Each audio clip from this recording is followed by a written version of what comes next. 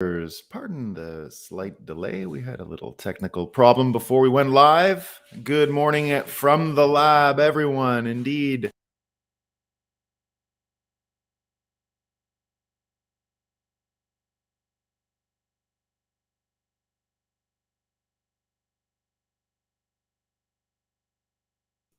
All right. We got visitors today. So there's all kinds of stuff going on. We got a cousin from Japan coming, so it's a lot of fun around here. Top of the morning, the wild hustle.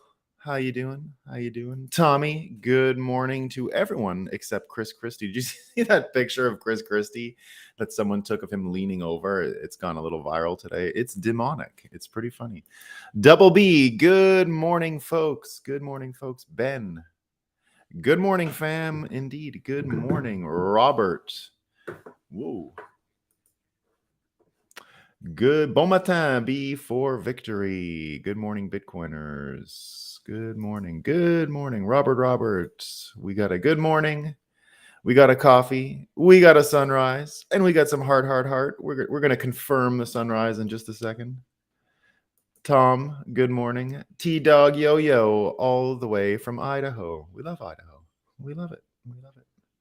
Morning all, bon matin tous. Good morning, Bitcoiners. Daniel says good morning. Signs and signals with a good morning.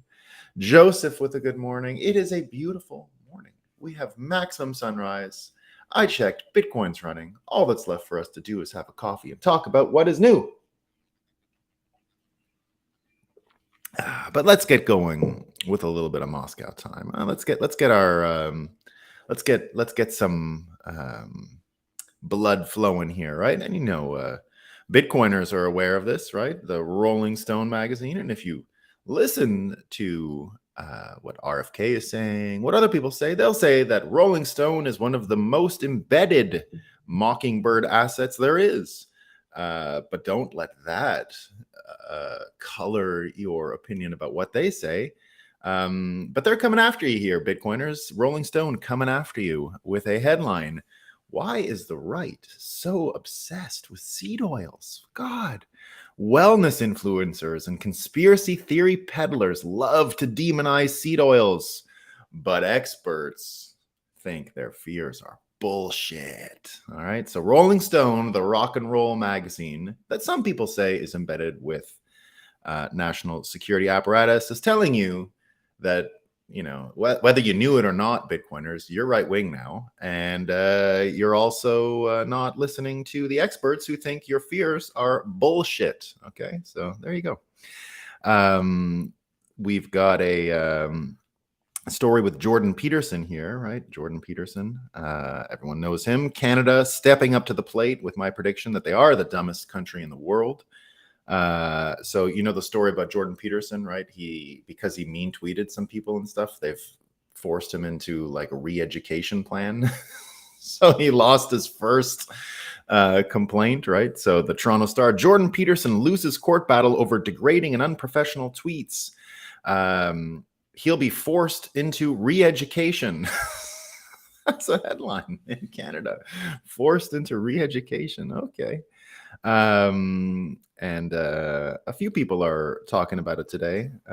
There's another story here where he says, just watch me and you put me in there and we'll see who gets re-educated. So we'll see. Jordan Peterson making some big claims, making some promises.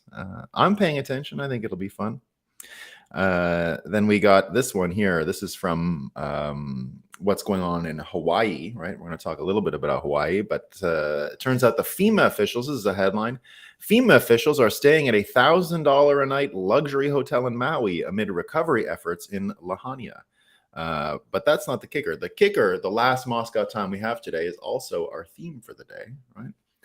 Which is not a pleasant thing to read, but it's what happened. So the AP is sharing a headline here that says the deadly matter. Let me just get the actual headline. In deadly Maui fires, many had no warning and no way out. Those who dodged barricades survived. Right. So what's another way of saying that? Well, Preston Byrne, a Bitcoiner, said what a lot of people felt Benjamin Braddock said the same. Basically, only those who disobeyed survived. As bad as that sounds, right? Only those who disobeyed survived. And that's funny and not funny. And that's why our theme today is only those who disobeyed survived. And that's why if you saw the thumbnail today, it's a bunch of clowns jumping off of a bridge. You know, the old would you jump off a bridge, but they're like dying to jump off the bridge. They can't wait. So I hope that captured what we're after here. And so yeah, that's what's going on. Now, the good news is to Bitcoiners anyway, is that as we see all of this stuff with COVID coming back, right? You hear all these stories, right? We've got the CNN, of course, right? Sanjay Gupta was having an interview yesterday with whoever these people are on CNN. And of course, he goes with we're at an inflection point. I think right now, Peter Hotez, he says, for example, said he's going to be masking. Remember Peter Hotez? He's the guy who wears his lab coat whenever they ask him to do a Zoom interview on TV. He's also the guy who's not looking like he's in great shape and really should be giving health advice, who wouldn't debate RFK about any of this stuff, right? Because not that interested. So now that you've got people trying the same old blueprint from what we saw in 2020, right? You got Sanjay Gupta, you get CNN. But in the context of what we saw with Hawaii, it's becoming more and more obvious that really the people who do disobey are the only ones who are going to make it. Right? Anyone who follows any of these people down any of these paths, it's nothing but misery, pain, and poverty.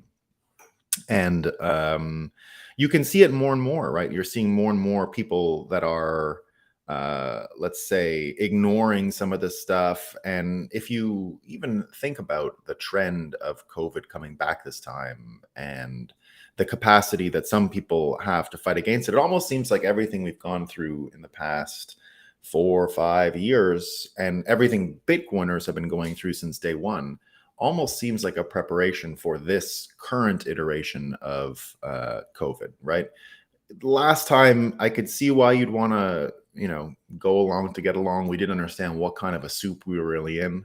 I think it's becoming more and more obvious that this thing perks up around election time, and even just the science of it, right? There's another study out there saying that our wastewater in America has proven that this new variant has been around in a while. So they're going and getting the wastewater and they're saying, oh, there's like it's everywhere in our wastewater. There must be some contamination. That was actually used as proof that we have to go back and lock down and all this stuff. Whereas everyone was like, so let me just get this straight. It's been here, it's pervasive, yet nobody knows about it. You have to go test wastewater. You have to go and grab piss and shit and find out how much COVID we have. Not from anything else, right? No. It's just the piss and the shit, right? So again, it's one of these things where it's like, oh, you didn't know, but everybody has it. And so the ability to get people to comply after what we've seen in Hawaii, after what we've been through for the past 2 years. Now, I get it. There's going to be a corporate mandate, right? You're going to get stores that say, oh, we have to do it. Airlines, looks like the airlines are going to do it. I have all these flights coming up in the autumn, and that's the last thing I want to do is put on another fucking mask. Like, I'll cancel all these trips. I'm not going anywhere if any of this stuff happens. No way am I bothering with it this time. So, you think about what's going on and this appetite, let's say, to follow the leader. And it looks like it's just not where it was last time. It looks like everything that we did last time is sort of a dress rehearsal. Like you can give everyone a pass for getting it wrong last time. This time, on the other hand, it's not the same formula. Now, I'm not saying it's going to be a quick and neat and tidy win, but you're going to start getting way more punishment for the people who do go along with this. And a little bit about what we said yesterday with Cernovich's advice that he's not going to be so nice to people, that he's going to ask them, why are you afraid of this? Like what's going on in your own life that you would follow these people? And I think that'll be a part of it, right? But I think the wider story quickly becomes that it's the same across the board. It's not just COVID, right? It's all of this stuff. It goes from our inability to confidently question leadership, let's say, right? Bitcoiners are good at it, but everyone else sucks. They're the worst, right? So if we make it a trend, and it looks like that's what's happening, right? Only those who disobeyed survived Hawaii. Only those who disobeyed in COVID survived really in the last one, in the sense that I didn't have wasted years of my life, right? Like I lived my normal life. I didn't even go to the mass thing. Now there's a problem with my comparison of myself and everyone else in that I don't have a typical job and I don't have a boss and I work for myself. And if we did have a situation where everyone was an independent worker, it would be possible to ignore all of this COVID stuff. So you got to imagine some companies are, and people are going to go along simply because their point of view is dictated by how they get money and what they have to listen to and what they have to do. So you got to give some people some leeway. But here's an example of why I think it's different. And this is a cardiologist, a doctor who was on a podcast called the Akkad and Koka Report. And so he comes out and says, former vaccine supporting cardiologist has admitted that vaccinating those at low risk was a mistake, that he was regurgitating the party line with insufficient data and wasn't correct at all in saying it was safe and effective. And his name, actually, I didn't copy it here. But the point is, this fella here is, not going along with this thing and won't do it again. And I feel like he is a sign of more folks to come. And if you think about what's going on at the BRICS show, where they're, I think of all these things as shows because I organize Bitcoin shows, right? If you look at what's going on in BRICS right now, the BRICS meetings, so really only Michael Tracy covering it, right? So M. Tracy. And again, what you see here are countries not following the leader anymore, not even close. And by that, I mean, we knew China and Russia and these other folks were always going to be interested in BRICS. But yesterday, it wasn't just putting new members in that were sort of, low membership status folks. There is not a two-tier membership. The big discovery yesterday at BRICS is that everyone who's joining, or the new ones that are joining as full members. So that's Saudi Arabia joining as a full member, Argentina joining as a full member, UAE joining as a full member. And the Saudi Arabia one really sticks out, and Michael Tracy talks about it here, right? And this is about that follow the leader thing, right? Where you're not going to get the same thing again. And he says, Saudi Arabia joining an international bloc that's more or less explicitly counterposed against the US is an amazing development. Another major bilateral relationship expertly cratered by the Biden administration, also known as serious diplomacy experts and or adults in the room. And that, combined with places like India. And by the way, did you see India put a ship on the moon yesterday? India is on the moon, and for like a fraction of the cost. Like it cost them basically nothing.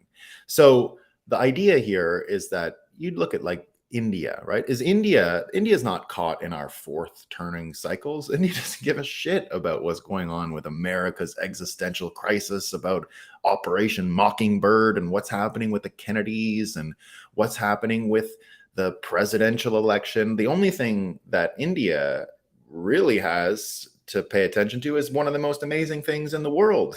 They went to the moon, right?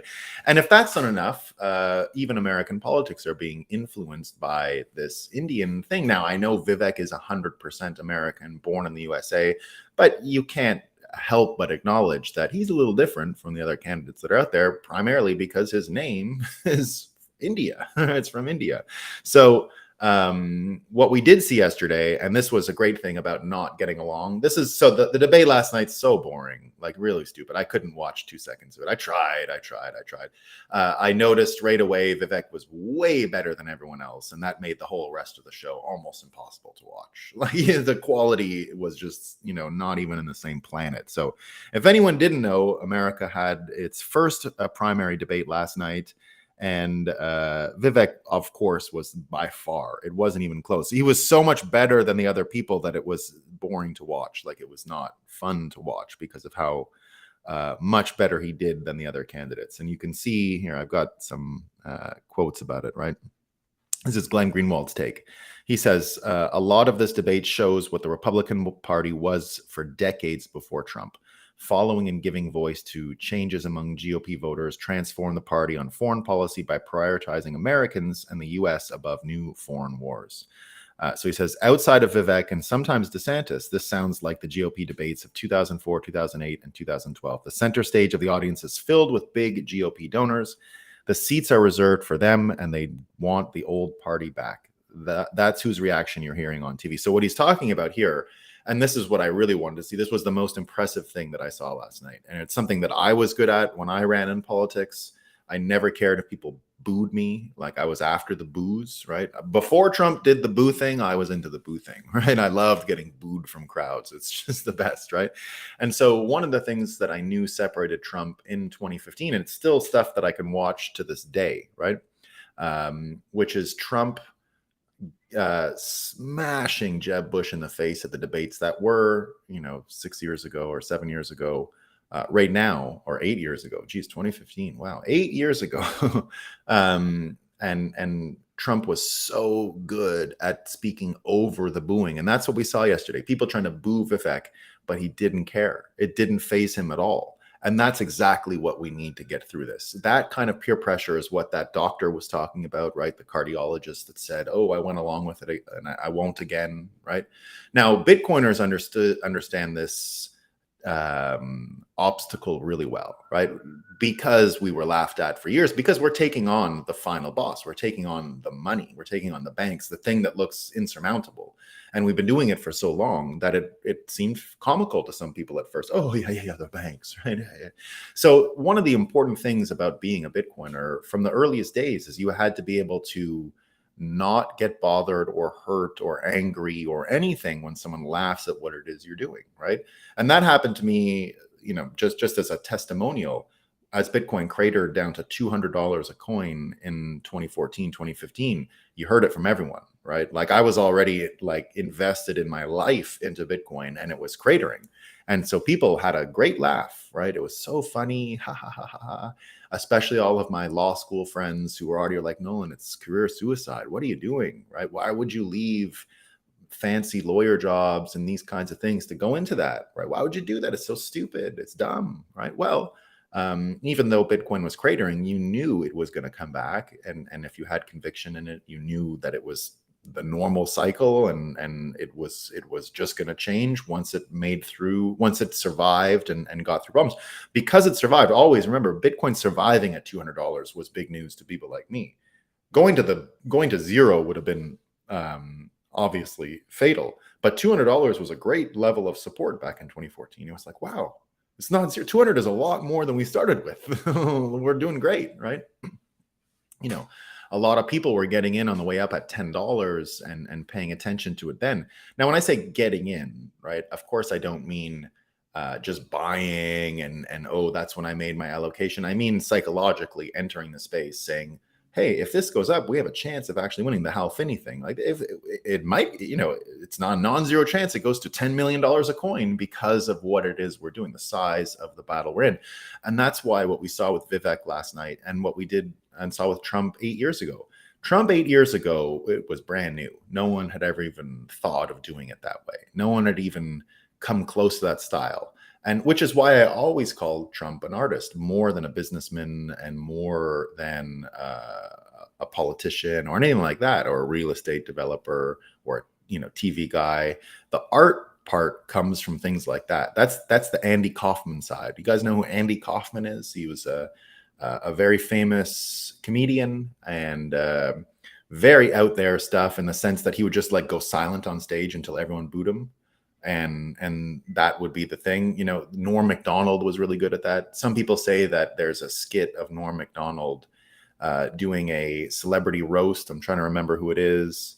It's like one of those SNL guys. It's like a Dana Carvey or one of these people, right? I forget who it was, but he's at a roast and he bombs. I mean, he bombs, right? Now, there's people there who are nervous, and after the fact, years later, the people who were there, the other comedians, knew that it was one of the greatest comedic performances they'd ever seen, because the bombing was deliberate. And to never break character when you're bombing the way Norm Macdonald did in that roast is art. It's art, because almost no one can do it, right? No, you have to 100% mean it. You have to actually bomb. And then as years go by, you can never correct the record. You can't say, oh, yeah, you remember the time I bombed? No, no, no, no. Norm Macdonald, Andy Kaufman, and these kinds of guys are 100% consistent. And the art was to, subvert or alter the way people were expecting the skit to go. Right? It's not just about the easiest jokes that are low hanging fruit. It's not fart jokes. It's not slapstick. Right? It's totally different level. And Trump is capable of that level of artistic expression, which is, people might not like his style, right? They might find him gaudy, but he's an artist. It's art, right? Now, the thing about artists is they often show you the way. And Vivek looks like he learned everything he needs from Trump. He is an upgrade. As hard for me as that to say. He is an upgrade on Trump, an upgrade, right? So you can see that upgrade thing. There's some people who picked up on how much he did learn from Trump, right? How many skills he got and how much he copied him effectively. Let me just see. These things came in and out for some weird reason. They did not go in the way I thought they would, as far as my order of things go. Anyway, it doesn't matter. So let me see.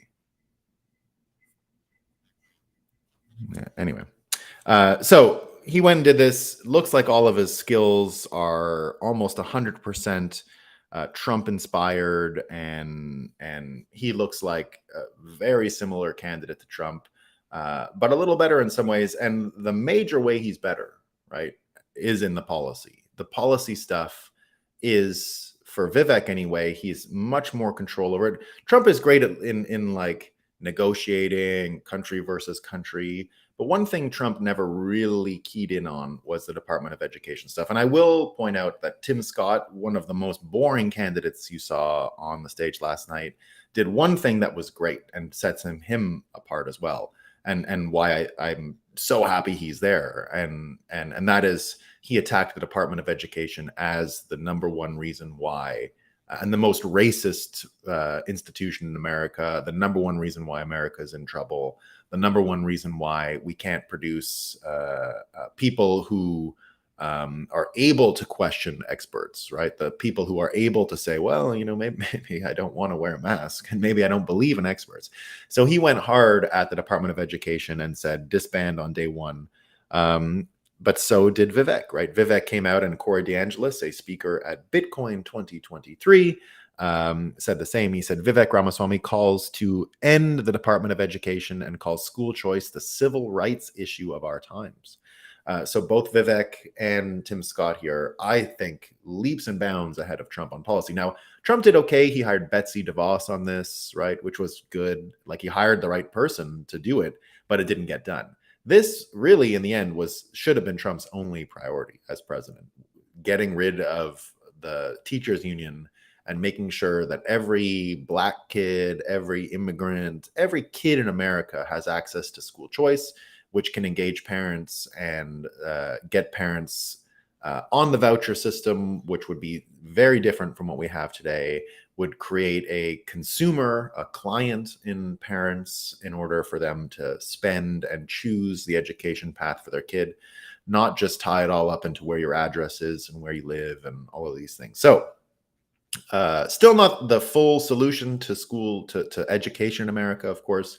We got to take care of the kids who don't have parents or even one parent who's active and interested in shopping around for the education. And that's still a lot of kids, right? So the Tim Scott and Vivek plan of school choice for voucher upgrade, in the sense that parents would be more engaged, parents would be the clients. Right now, it's a follow the money thing. If you understand how education works in America, it's real simple. Follow the money, right? If you follow the money currently, who pays for it, right? That's how you understand who the client is. Right now, the client in school is the government. They're the ones who pay the bills. So all the system just wants to make the bill payer happy. That's it. It's that simple, right? They just want to make the bill payer happy, like any business, right? Anyone who wants to make their client happy. The client is always right, right? That's true. That's not, there's nothing against, there's no exception to that rule here. So you have a school system that sees the government as the client, and that's the client they need to satisfy. When you move it to school choice, which is what Corey DeAngelis fights for, and a lot of folks are out there fighting for, you engage parents as the client, which is great, right? But one right-wing brainwashing that I woke up to as a result of the George Floyd stuff, for sure, right? Everyone did a bit of soul searching. I don't think George Floyd's a hero, right? But we all asked ourselves questions in 2020 about what was going on. And the one thing I realized is that this whole, we need parents more engaged in the education. It's true. So that's what makes it really effective as brainwashing, but it's not an answer to the problems. It's not even close, right? What about all these kids that don't have parents? Like, what? Fuck them, I guess, right? Like, who cares, right?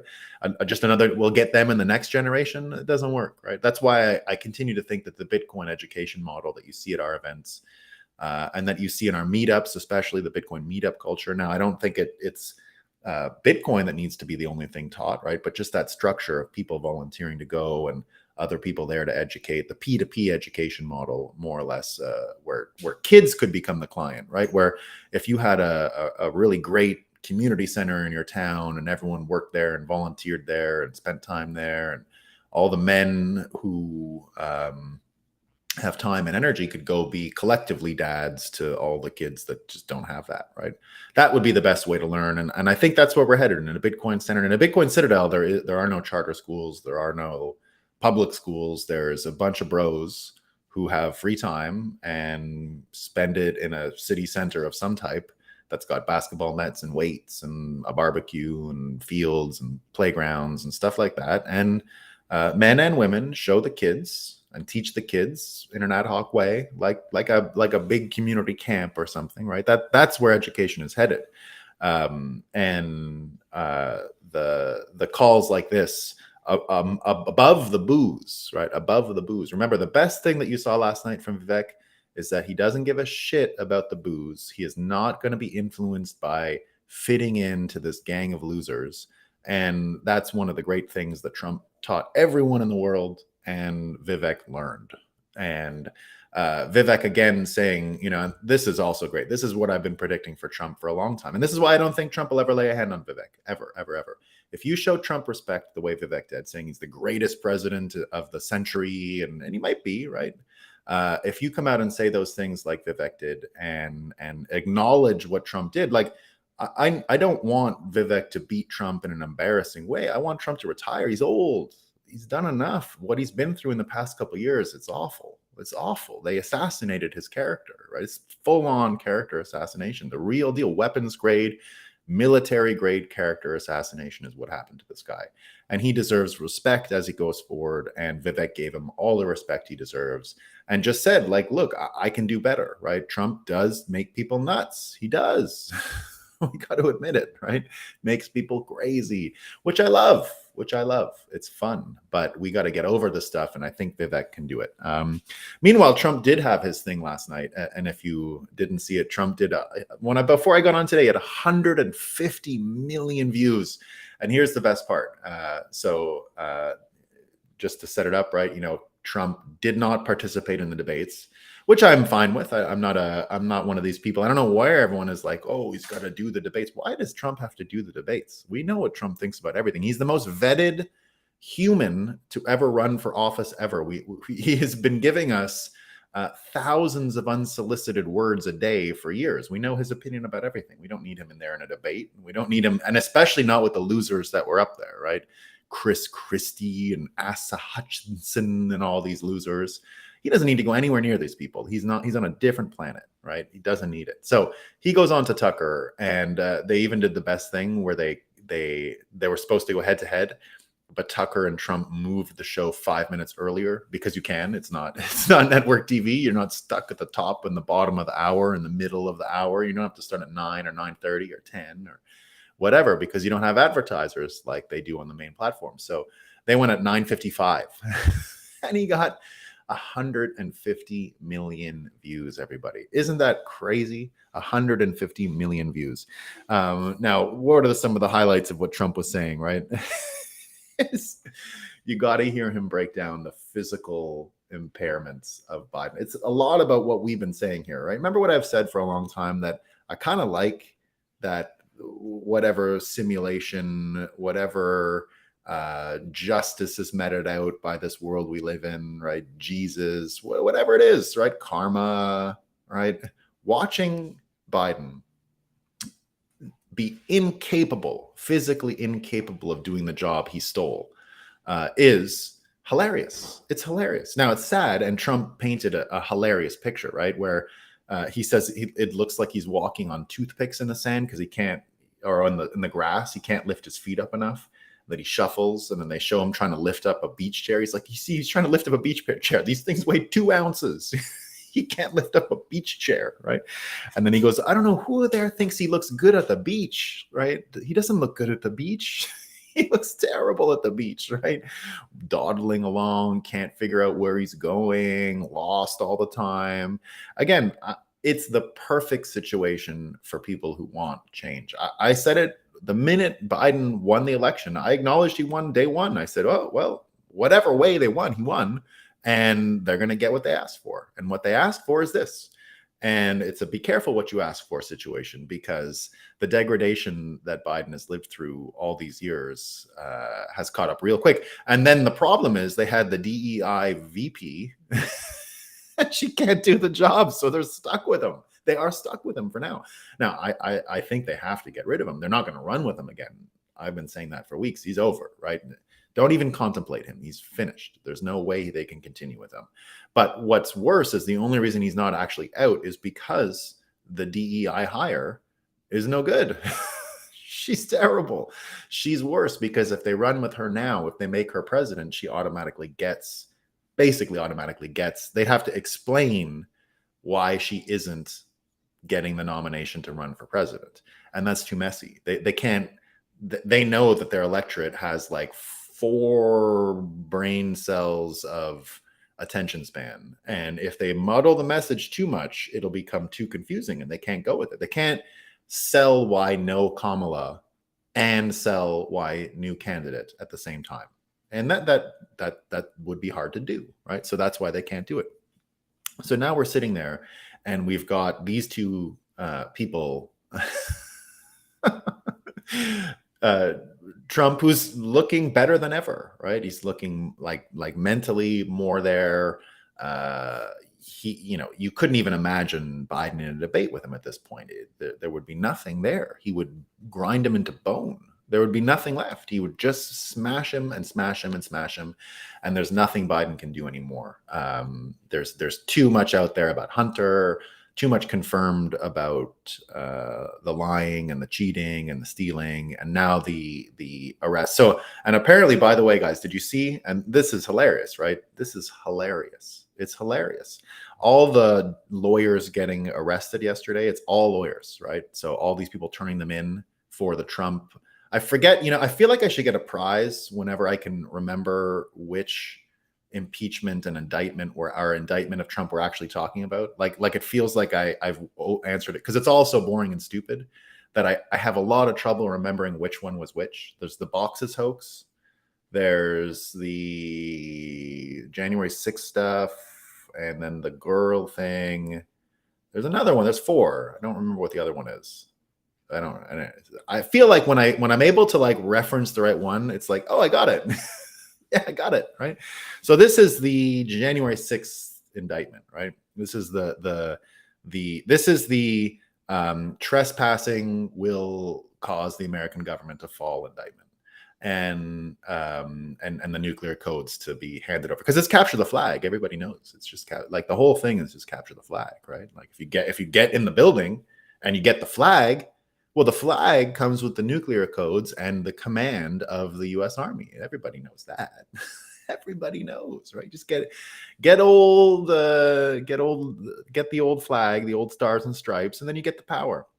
So now you've got Rudy Giuliani, Sidney Powell, You got the Jenna Ellis smiling for the mugshot, and you get this really bad light coming in on the mugshots where they look all washed out, right? But remember, they're arresting lawyers. They're arresting the lawyers. So it's not just enough to arrest the president, they're arresting the lawyers, right? So again, this I think couldn't be better. In so many ways. We're getting exactly what we need in order to fight the big fight. And the big fight is exactly what we saw with Hawaii. It's only those who disobeyed survived. Only those who disobeyed survived. And I think when you start adding up what's happening with what, let me just find the Safedian quote here. I had a Safedian quote saved for this.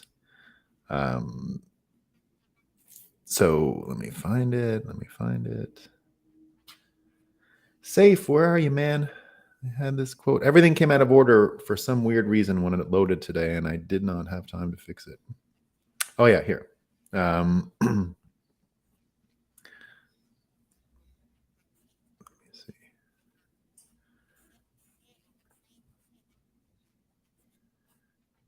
Let me see. We got to get the Safe quote, right? Safe was out tweeting yesterday, and he had some good stuff. So when you see Safe active, it's usually good. Let me just get it. He had two good ones. He had one good one on an interview that RFK gave that I'll read you in a second. Let me see where it is. Maybe I don't have it. I don't know. I was sure I downloaded it. No, I guess not. Well, anyway, I'll read you the one that Safe had on Mockingbird, though, because it's good. It is good. So, truly a motto for World War III. Yeah, there you go. All right. So, I can't find that one, but it is about the Mockingbird, which is similar in the context. So what we are talking about is this idea that if you follow the leader, in this case, if you follow the group, if you follow what is a chorus coming from the media, coming from experts, right? We learn, and that's the dress rehearsal thing that I was mentioning. The dress rehearsal that we had with COVID the first time has set us up for this time to be totally different. Now, they're going to try. It looks like they're going to try. It looks like they need to be able to mail ballots to people in 2024 because shit ain't going good. So you need an excuse, right? And RFK here talking about Mockingbird and how it operates, right? So he's in an interview with James O'Keefe, who I think is going to get arrested too for the Trump stuff, right? O'Keefe is the Project Veritas guy that kicked out, and it looks like he's been drawn up into the Trump stuff too. So that would be just great. Journalists and media people, media and lawyers getting arrested for Trump, perfect. So he says, what is known during the Cold War, the CIA, this is Kennedy, the CIA compromised some 400 American journalists under Operation Mockingbird. What is less known, Mockingbird is alive and well today. So that's Kennedy. Safedian saying the following: CIA expectation. James Bond lookalikes go behind enemy lines to seduce hot double agents to obtain important intelligence to protect Americans. CIA reality. Fat dweebs spend all day on the phone with loser journalists deciding how to scare you into submission to the fiat cartel. And that's everything right there. Safedian has given you everything you need to know about the world in that one tweet. And indeed, you need courage to do what he is saying, right? Or courage to notice what he said and react to it, right? So it's one thing to know that the CIA is actually fat losers dealing with loser journalists, conspiring about how to scare you to do this or that. But eventually, this whole thing wraps into an argument about money, and it wraps into an argument about who you should follow, who you should listen to, where you should get your information, how you should think, right? And I don't mean what you should think. I mean how you should think. They're not the same thing. Like on this show, I'm not giving you answers. I'm giving you systems to get to answers. I don't know the answers to half of this. I don't know. Remember, I know nothing about election integrity. I know nothing about vaccines, nothing. I don't own a lab. I'm not a scientist, none of those things, right? What I do know is how you should order words in your mind to come to a conclusion that would make sense for your navigation through the world. That's it. It's just, we're AI. It's just pattern recognition in words, which combination of words make more sense than others, which are more appropriate and useful for us now than others. And that's what makes Bitcoin great, right? It's a simple thing to understand. It teaches you how to think, not what to think. And when I say how to think, I mean just do the comparisons that I've done with Bitcoiners, understanding the system design of Bitcoin and then comparing that to elections.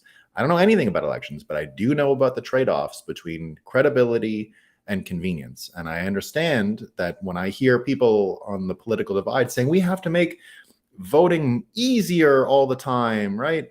It's got to be easier. Well, imagine we said make Bitcoin confirmations easier. We have to make it easier, right? It has to be, we need less confirmations. We need less consensus in order for a Bitcoin transaction. That's what they're saying, right? That is what they're saying.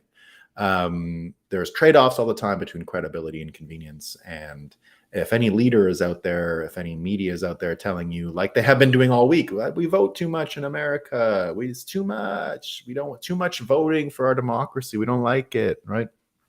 So it's been going on for a while now. But like I said, I think we have been in a kind of dress rehearsal. You know, you get the Bud Light stuff, right? The Bud Light boycott, the Target boycott.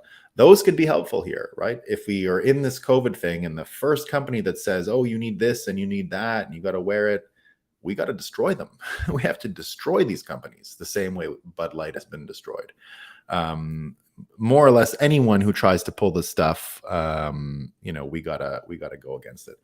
Oh yeah, this was the another quote that I meant to give to you. It's Alex Michelson, and it's again on Vivek, right? So he says, love him or hate him, Vivek Ramaswamy dominated the GOP debate. He learned the lessons of Trump's past debates and inserted himself into virtually every discussion. In doing so, he reflected the ideas of so many core GOP base voters. And so I think I think he can beat Trump. I do, as crazy as it sounds. Now, again, the only reason why I think Trump and RFK are at a higher level in some ways is because they both have a kind of moral turn, let's say, to destroy the CIA. Like each of them has sort of a mandate or at least a reason that they'd want to destroy these things, so we can have confidence they'll do it, right? We can't suffer what Trump did last time. We can't. That's too much, right? We can't win an election and then Trump is like, oh, but what does the GOP think about stuff? What does Paul Ryan think? I got to make him happy.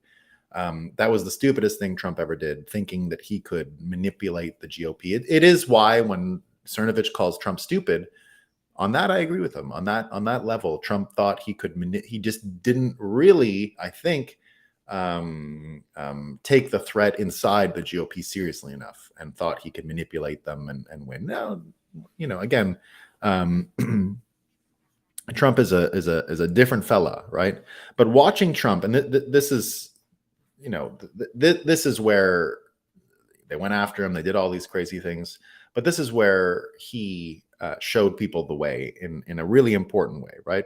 And you're seeing it now with this ridiculous I don't know, like short circuit Democrats have, right? It's a type of cognitive dissonance, I guess, when they say, oh, no one is above the law, right? No one is above the law, right? Well, Ted Lieu says it here, talking about Rudy Giuliani, right? He goes, Rudy Giuliani is right. If you take top secret documents and put them in your bathroom or obstruct an investigation or engage in a fake elector conspiracy, then law enforcement is going to come for you because you are not above the law, and neither are Trump or his enablers, right? But again, what Ted is forgetting here is that they're locking up lawyers and journalists that are trying to even take the Al Gore versus George Bush 2000 election Supreme Court case, right? It went 5-4. So these are lawyers giving Al Gore advice, right? It's the same problem that Giuliani did here for Trump. Lawyers giving him advice, and okay, the Supreme Court said they were wrong. Well, do you throw the 4 lawyers into jail? And they're doing a RICO Act. Remember, RICO is like organized crime. It's organized crime, right? are lawyers and journalists working with politicians organized crime? Well, I mean, maybe in the case of what we're seeing, but in this case, in Trump and all that, I don't think so. So what Ted is saying here, the no one above the law, well, is the law above the Constitution? That's what he's saying. The law, whatever laws he's talking about here, he's saying they're above the Constitution, which is crazy, right? So it looks like we're all learning at the same time the most important lesson, which is the top-down structures that we're living in today are all decayed and corrupted, and you can't follow any of them. You need to follow the money. You need to be able to see where the money is headed, where the money is going. And if you can do that, you can navigate yourself through World War III. And by that, I mean, follow the money leads inevitably to the question of what is money and Bitcoin and power and control, and the reason why we even have a top-down system in the first place. The hypnotic forces the top-down system must rely on in order to maintain power and control require the use of money as a hypnotic tool. So up and down, we're breaking through it. Up and down, Trump has showed the way. Vivek followed perfectly. Vivek is modeling everything he's learned from Trump. I'd say RFK is modeling everything he's learned from Trump on the other end.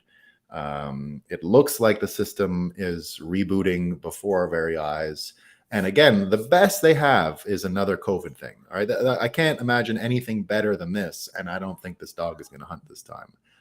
And if it does, I mean, you can almost not avoid some of the mass comeback stuff, but I think we're going to win this time. There's going to be a lot less politeness going around, and we should be fine. So, Slarty Bloodfast says, you should just wear a clown mask on your flight. I might have to. Assalam. CIA and the Federal Reserve, private companies masquerading as U.S. public government bodies. Yeah, it's pretty bad. It's pretty bad, man. We're going to get rid of them, though, man. We're done with this shit. I studied immunology for 2 semesters. Nowhere in the textbook does it say that we should force people to wear masks, and there is zero experimental evidence that it works. Oh, no, Hirsch, we know now that this has been a national security operation from the beginning. I mean, I don't think there's any doubt about it anymore, right? I don't think anyone doubts it. So that's the enemy this time. Everyone knows the swamp is both parties. He trusted known swamp creatures. Yeah, Dan. And to this day, that's the reason why it's maybe someone else's turn, right? Again, like if he wins and he gets his chance to destroy these people, I'm there for it. Like I'm not going to be like, oh, Trump, you know, I'll be so happy. But if I had my choice, I would take either of the other 2 candidates. And let them have at it. And my only worry is that Vivek, you know, he's great at debate, you know, but can he put a knife into can he drop them from space, right? Can he drop these people from space? I don't know if he can do that. RFK, I think he can drop people from space, right? And Trump, I mean, Jesus, you'd have to stop him from dropping. We'd have to be like, that's enough, Trump. Okay, we did 10 today. We did 10 space drops today. That's enough. You're winning. You're winning. You don't need to drop more. So that's why I continue to think, you know, RFK, because again, I'm a one-issue candidate, right? Oh yeah, India. That's what I wanted to mention with India too. India is foreshadowing Bitcoin's path to the moon. More than that, India is showing us why enthusiasm for the future should be more pervasive around the world. I mean, India is going to the moon. Is India just going to like give up now that America has an existential crisis and isn't a democracy anymore? No. There's places all over the world that are just coming into their moment. Now, I understand we probably need America for the world to keep going around in the way it does, right? America is a big cog in the wheel, like the biggest. It's not even close. But will India, and I would even say, I ask this question all the time, just when people ask about civil war in America or whatever. Look, almost everyone I talk to is happier with, as long as they're not getting brainwashed and plugged into the machine, right? But in general, things are pretty good. Even though we have a shitty economy, even though there's depressed people in our cities, even though we got troubles, most people, I think, are planning on tomorrow, planning on next year, planning on the year after. I don't see anyone in the small towns of America ready to kill their neighbors, right? There's a couple of cases, but in general, I think most people are still enthusiastic about the future. I know Bitcoiners are. The only people who aren't are the Greta people. And look, they can kill themselves. They have the right to take MAID and pills and needles, and I'll fight for their right, to go see a doctor and get the good stuff. They can do it, right? So there's a lot of optimism, and I think I think the and it is even nice that Vivek, being Indian, is sort of bringing that enthusiasm. Not that he has anything to do with India. I'm not saying that, other than his heritage, but he looks as enthusiastic as the people talking about India landing on the moon. It's what I hear from Balaji about India's capacity, right? And I think it's the perfect time for America to have an Indian American president. And the idea, so that was even the Chris Christie slant, like attack on Vivek, that he's like Obama. They thought that was an attack, that he's like Obama. Look, I'm no Obama fan, but he was good at his job. He was very good, right? Very good at speaking, very good at persuading people, like one of the best. Right now, I'm not a fan, but I can admit skilled, like world class. There's very few like him, right? Very few of that level. So watching them make fun of him for being like Obama was great, right? All right. Yeah, did you guys see him? VR's wife was born in India. She sure was. And did you see them exercising the other day? That was great. She looks like in better. He's a bit skinny. She looked stronger. Like if you saw the pace that she was doing the burpees, it was faster than him. I recognize that. She was a better burpier than him. Much better.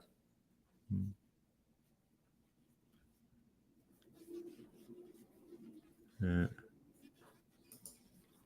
Tom says, I've seen broken brains in my circle waking up late. I think you're going to keep seeing it. That's the trend. Huru, good morning to all. Good morning to you, my man. I'm late. Have to watch and lag. See you later. All right. I got 2 more of these here, 3 more, and then I'm out of here. The debate sucked. You have guys like Ramaswamy crushing, and then you have normies. Yeah, I couldn't watch it, Johnny. I had to, for that exact reason, I had to turn it off. It was like, oh God, geez. I got to listen to this person for 10 seconds, 20 seconds.